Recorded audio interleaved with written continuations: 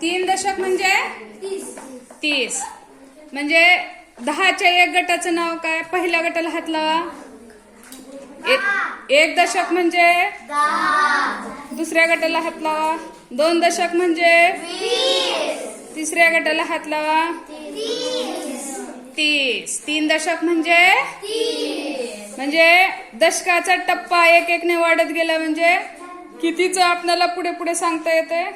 1 दशक 10, 2 दशक 20. 3 दशक 30. 4 दशक 40. 5 दशक 50. 6 दशक 60. 7 दशक 70. 8 दशक 80.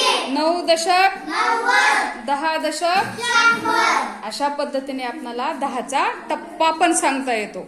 छान आहे का? हो.